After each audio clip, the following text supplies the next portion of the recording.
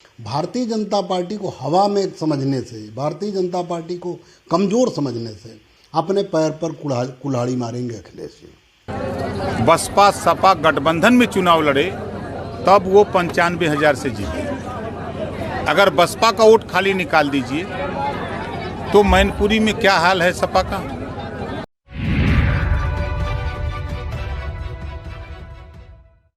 नमस्कार, इन खबर में आपका स्वागत है।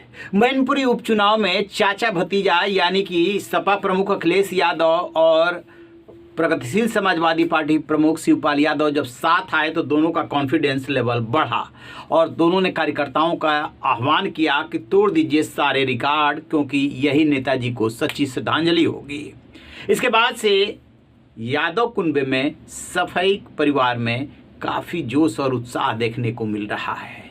लेकिन इसी बीच महान दल वाले केशव देव मौर्य सामने आए हैं, जो कभी विधानसभा चुनाव में अखिलेश यादव के सहयोगी हुआ करते थे। बाद में उन्होंने अपने को अलग कर लिया तो उनकी गाड़ी तक खिंचवा ली गई थी। पत्रकारों ने जब पूछा कि शिवपाल यादव और अखिलेश यादव साथ आ गए हैं तो उन्होंने कहा कि निश्चित रूप से इसका असर पड़ेगा, लेकिन उतना भी नहीं पड़ेगा जितना कि वो सोच रहे हैं। यदि अखिलेश यादव को चुनाव जीतना है तो क्या करना होगा, सुनिए केशव देव मौर्य से। सर, अखिलेश और शिवपाल एक बार फिर से एक हुए हैं। भरे मंच से अखिलेश यादव शिवपाल के पैर छूते हुए नजर आ रहे हैं, क्या कहेंगे? देखिए, शिवपाल जी अखिलेश जी के चाचा हैं और पैर छूना उनका अधिकार है और आशीर्वाद देना शिवपाल जी का कर्तव्य है। सवाल, दोनों लोग राजनीतिक रूप से एक हो गए थे, अलग हो गए थे, आज एक हो गए। इस बात की खुशी सारे दलित पिछड़े समाज को है। मैं पिछड़े समाज से आता हूँ। मुझे बहुत खुशी है कि शिवपाल जी और अखिलेश जी एक हो गए। मैं तो महान दल परिवार की ओर से शिवपाल जी को बहुत बहुत धन्यवाद दूंगा। क्या लग रहा है सर, शिवपाल के एक होने से आने से समाजवादी पार्टी को फायदा मिलेगा? पहले में और अब में समाजवादी पार्टी जो है वो मजबूत बनेगी? नहीं, निश्चित रूप से शिवपाल जी के आने से समाजवादी पार्टी को और अखिलेश जी को, डिम्पल यादव जी को फ़ायदा मिलेगा, लेकिन इतना भी फ़ायदा नहीं मिलेगा कि वो आंख बंद कर लें और ओवर कॉन्फिडेंस में चले जाएं। ओवर कॉन्फिडेंस में चले जाएंगे तो चुनाव हार जाएंगे। चुनाव अगर जीतना है तो आंख खोल कर एक एक बूथ पर नज़र गड़ाकर और अपने अच्छे कार्यकर्ताओं को बूथ स्तर पर जिम्मेदारी देकर वो मेहनत करेंगे सपा के लोग और अखिलेश जी उसको मॉनिटर करेंगे तो चुनाव जीता जा सकता है। भारतीय जनता पार्टी को हवा में समझने से, भारतीय जनता पार्टी को कमज़ोर समझने से अपने पैर पर कुल्हाड़ी मारेंगे अखिलेश जी। सुना आपने, आगाह कर रहे हैं कि अखिलेश यादव बहुत जल्दी ओवर कॉन्फिडेंस में आते हैं। ओवर कॉन्फिडेंस से बचने की ज़रूरत है। बीजेपी ऐसे चुनाव नहीं लड़ती है। बहुत ही रणनीति और रूट लेवल पे जा कर के वो अपना खाका तैयार करती है कि कैसे वोट हासिल करना है। तो उनका कहना यह है कि चाचा आए, शिवपाल अखिलेश एक हुए, बहुत अच्छी बात, इसका असर भी पड़ेगा, लेकिन इतना भी नहीं पड़ेगा कि जितना सोच रहे हैं वो ओवर कॉन्फिडेंस में कतई ना आए अखिलेश। ये तो केशव देव मौर्य की बात रही। अब बात करते हैं ओपी राजभर की। वो ओपी राजभर सुभाषपा वाले जो बोलते हैं, बेबाक बोलते हैं और कभी कभी सेल्फ गोल भी करते हैं। यानी कि पिछले दिनों जब पत्रकारों ने उनसे पूछा था तो उन्होंने साफ साफ बोल दिया था कि नेता दो मुँहा सांप होते हैं, और जब पूछा गया कि आप कहाँ हैं उसमें तो उन्होंने कहा कि मुझको भी उसमें शामिल कर लीजिए। खैर, ये तो चूँकि रेफरेंस आया इसलिए बता दिया कि वो बेबाक बोलते हैं। उन्होंने अखिलेश यादव के लिए बहुत बड़ी बात कह दी। कहा कि उपचुनाव होता ही है सत्ता पक्ष का, यानी कि जहाँ जहाँ उपचुनाव होते हैं सत्ता पक्ष जीतता है।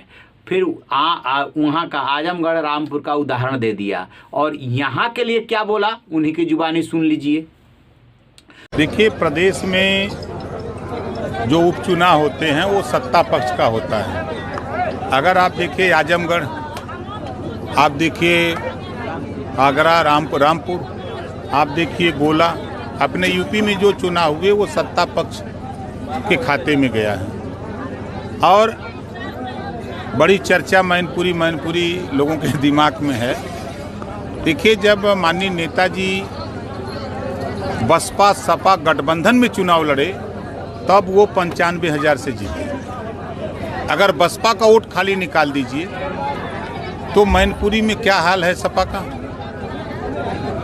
तो हम जो पिछला रिकॉर्ड है उसी के आधार पे लड़ाई नहीं है, खाली चिल्ला रहे हैं। सुना आपने, वो कह रहे हैं कि जब बसपा और सपा साथ मिलकर के लड़ी थी 2019 का लोकसभा चुनाव, तब मुलायम सिंह यादव 95,000 वोट से जीते थे। उसमें से बसपा का वोट माइनस कर दीजिए और अपनी जमीन देख लीजिए कि आप कहाँ पे खड़े हैं। यानी कि वो सीधे सीधे ये कह रहे हैं कि मुकाबला बहुत टफ है। आप जो है कुछ भी जो है पहले से इतना उत्साहित मत हो जाइए कि अंत में निराशा हाथ लगे। यानी कि दो सहयोगी दल और दोनों अनुभवी दल हैं, नेता हैं, ओपी राजभर और केशव देव मौर्य, दोनों ही अखिलेश यादव को आगाह कर रहे हैं, बता रहे हैं हकीकत। अब सवाल ये उठता है कि मैनपुरी में 5 विधानसभा सीटें हैं। मैनपुरी भोगांव दोनों बीजेपी के कब्जे में, किसनी, जसवंत नगर और करहल तीनों सपा के कब्जे में। खास तौर से जसवंत नगर और करहल पर सबकी नज़र है। क्यों? क्योंकि जसवंत नगर से शिवपाल यादव विधायक है, करहल से अखिलेश यादव विधायक है। और इन दोनों विधानसभा सीटों पे और इसके विधानसभा क्षेत्र में इसमें कोई दो राय नहीं कि समाजवादी पार्टी का बहुत ज़बरदस्त प्रभाव है और कई जगहों पर तो एक तरफा मामला है। लेकिन जो बीजेपी ने दांव खेला है रघुराज साक्य वाला, हालांकि शिवपाल यादव ने कहा कि वो मेरा चेला नहीं या बहुत स्वार्थी चेला है, इस तरीके की बात कही है, लेकिन रघुराज साक्य जो है बीजेपी के उम्मीदवार, वो मुलायम सिंह यादव के शिष्य रहे, शिवपाल यादव के नज़दीकी रहे, प्रगतिशील समाजवादी पार्टी में भी गए और अब जो है बीजेपी से आके चुनाव लड़ रहे हैं। 2 बार सांसद, 1 बार विधायक रह चुके हैं, राजनीति के सारे दांव पेच जानते हैं। तो वो अपने को मुलायम सिंह यादव का शिष्य बता करके कहीं ना कहीं ये लड़ाई छेड़ दी है कि मेरा ज़्यादा मुलायम सिंह पे अधिकार है। नामांकन करने गए तब मुलायम सिंह यादव की समाधि पर गए। तो वो जो दांव हो सकता है बीजेपी और उसके कैंडिडेट वो दांव खेल रहे हैं।